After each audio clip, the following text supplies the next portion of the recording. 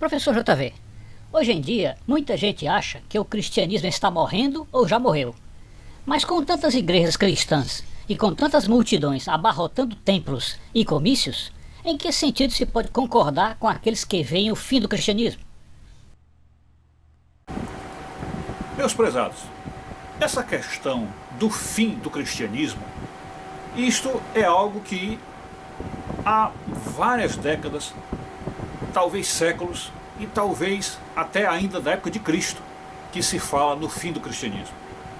Não apenas por um desejo latente, oculto e às vezes manifesto dos inimigos de Deus, sobretudo os inimigos angélicos de Deus, o desejo e a ideia de haver o fim do cristianismo, e isso é algo que se pode dizer por demais batido, é uma tecla já muito batida.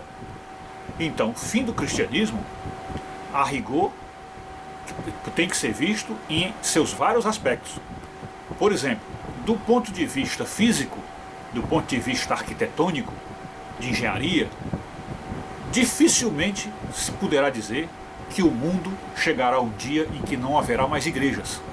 Pelo contrário, nós chegamos a acreditar que o mundo caminha a passos sérios e céleres para um regime de hipocrisia completo, no meio do qual existirão igrejas que se apossarão dessas pseudo-verdades, cheias de homens infatuados e hipócritas, que aparentemente são cristãos e na verdade são inimigos de Deus. Então, a rigor estou dizendo que a igreja em si, o templo em si, as construções de pedra e alvenaria não serão extintas, não se acabarão. Pelo contrário, talvez o mundo daqui a alguns anos, daqui a algumas décadas, seja um dos planetas mais cheios de igreja de que se tem notícia. Seja um ambiente tão eclesial ou eclesiológico que as pessoas praticamente em todas as esquinas vão ver uma igreja. Então, a rigor, quando se fala de fim de cristianismo, não se está falando, evidentemente, de fim da igreja templo. Há também outro aspecto a se ver, que quando se fala de fim da igreja, entendemos aqui como fim da igreja católica romana. E, a rigor, o fim da igreja católica romana pressuporia e prefiguraria o fim do cristianismo. Pois o momento que a igreja mãe perde completamente o seu elan, perde completamente o seu espírito cristão, evidentemente aí sim é que se pode falar em fim do cristianismo.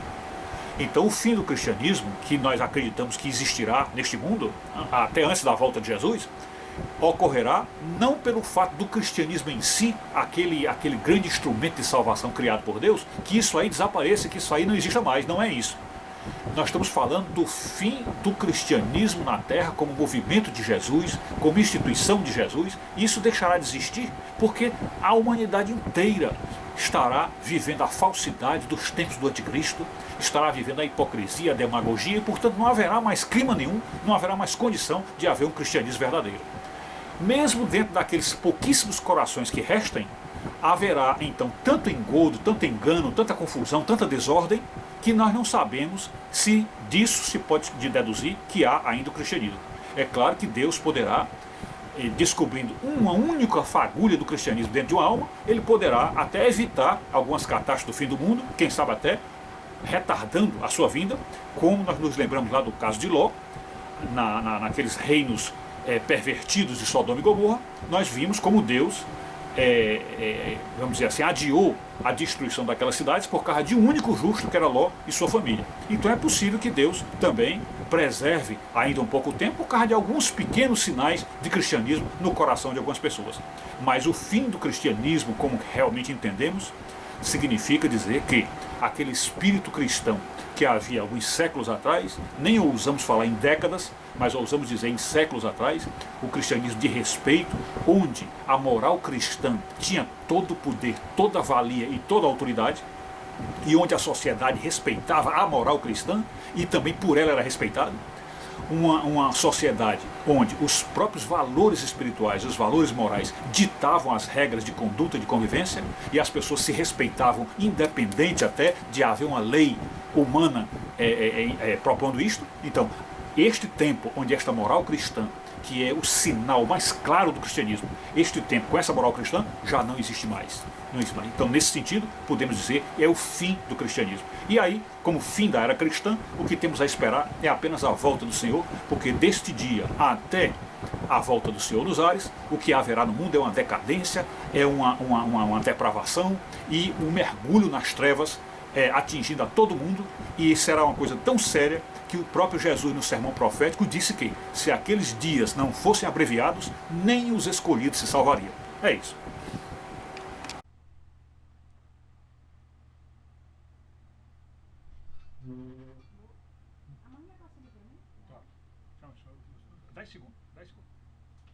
Então, eu acho que a única solução é o seguinte: nós temos que reforçar a intelectualidade católica para que ela consiga obter uma hegemonia intelectual. A hegemonia intelectual começa com a compreensão do conjunto, onde nós estamos, o que está acontecendo em volta. A gente só vê barata tonta para todo quanto é lado. Não há um esforço sério de mapear a disputa do poder no mundo e situar a igreja ali no meio. Então, a igreja está sendo inteiramente passiva, está só apanhando e nunca está batendo. Por quê? A reação tem que começar na intelectualidade. Ora, a intelectualidade católica é sempre inibida pelo fator de obediência. Isso é uma coisa horrível, horrível que você vê. Quando começou no Conselho II, os caras faziam modificação na liturgia, botaram um monte de besteira no meio, né? E o pessoal tudo encolhido, tem o princípio da obediência, nós temos que obedecer. Eles estão todos loucos, né? Quer dizer, aí você está cedendo, vamos dizer, a uma autoridade puramente humana, que não tem nada a ver com a autoridade delegada para o nosso Senhor Jesus Cristo. São pessoas que têm com ideias completamente estranhas à tradição católica, e como são papas, cardeais, etc., você tem que engolir tudo. Quer dizer, até onde vai isso? Até onde vai essa covardia intelectual de você ter que dizer amém a uma coisa que é notoriamente mentira? Nós temos que ver o seguinte: quando chega esse seu Bergoglio e anuncia as maravilhas do próximo reino socialista da Pátria Grande, ele é o falso profeta anunciando o falso reino. Isso é óbvio. Como é possível não ver isso? Como é possível ficar tremendo de medo porque o homem é o Papa, não podemos desobedecer? O que é isso, meu Deus do céu? Quer dizer, então, você está esmagando a inteligência humana que nos foi dada pelo próprio Deus. O nosso senso da realidade. O ser humano é capaz de conhecer a realidade. Nós somos dotados com isso. E nós temos a obrigação de reconhecer o que está acontecendo. É na realidade que está a verdade é o próprio Deus, meu Deus do céu. Então, se não tem respeito à verdade, mas tem o senso da obediência, então já virou tudo de cabeça para baixo. Já virou anarquia. E dessa anarquia que os caras estão se prevalecendo. Então não interessa o cara é papa, cardeal, que é o raio que parta. Então você está mentindo, você está com conversa morta, você está mancando falso profeta, cala a boca, burro. É assim que tem que ser. Agora, se não há uma intelectualidade católica fortemente constituída para reagir desta maneira, então está tudo perdido mesmo. A igreja vai ficar sempre, ela vai ser também o rabo do cachorro. Né? O cachorro abana, o rabo vai para onde o cachorro manda. É isso que está acontecendo. Se você ler o livro do Malachi Martin, ele mostra a Igreja Católica sendo manipulada pelo globalismo ocidental, Bilderberg, maçonaria, etc, etc. Não há estudos aprofundados sobre a penetração islâmica, mas ainda é preciso fazer. Né? E, com relação à penetração comunista, a bibliografia é imensa sobre a penetração comunista na Igreja Católica. Então nós temos que estudar tudo isso, entender o que está acontecendo e dizer a verdade tal como ela aparece diante dos nossos olhos. Não há outra coisa a fazer. Agora, por que nós chegamos nesse ponto de subserviência? Se você lê a história da igreja, você vê que tem um monte de papas que foram derrubados à tapa. O cara começava a fazer coisa no mundo, do lado derrubava. Né? E agora a gente fica tudo tremendo por causa do Bergoglio. O que é isso, meu Deus do céu? Que vergonha! Né? O que você vê é o seguinte, é que o Papa Francisco, ele é tudo que os globalistas queriam. Então, finalmente, conseguiram um Papa do jeito que eles querem. O que você vê é o seguinte, é que o Papa Francisco, ele é tudo que os globalistas queriam. Então, finalmente, conseguiram um Papa do jeito que eles querem. Então, não tem como disfarçar. Esse homem está do lado de lá, é absolutamente impossível não ver uma coisa dessa. Ele é um inimigo, eu não sei como ele foi parar lá. Nós temos que ver o seguinte, quando chega esse seu Bergoglio e anuncia as maravilhas do próximo reino socialista da Pátria Grande, ele é o falso profeta anunciando o falso reino. Isso é óbvio, como é possível não ver isso? Ele é o falso profeta anunciando o falso reino. Isso é óbvio, como é possível não ver isso? Isto posto, concluímos que, por fim do cristianismo, devemos entender o final da era cristã tradicional, onde a moral cristã era honrada e respeitada por todos, e onde a Igreja Católica tinha seu poder centrado nesta moral, sem abrir suas portas para ideologias, sejam elas comunistas ou religiosas de um modo geral. No presente cenário do mundo, o que se vê é o cristianismo água com açúcar, escancarado às mais estapafúrdias ideias, supostamente libertárias, preparando o terreno para a chegada triunfal do anticristo, tal como Paulo profetizou em suas cartas.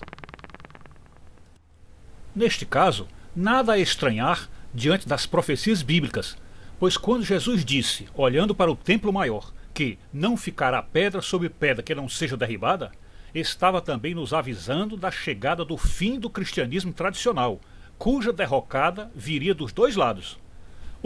Tanto no protestantismo, vendido à teologia da prosperidade, 2. Quanto no catolicismo, vendido ao comunismo e ao populismo, aderindo cegamente à vontade popular de afrouxamento das regras morais da Bíblia.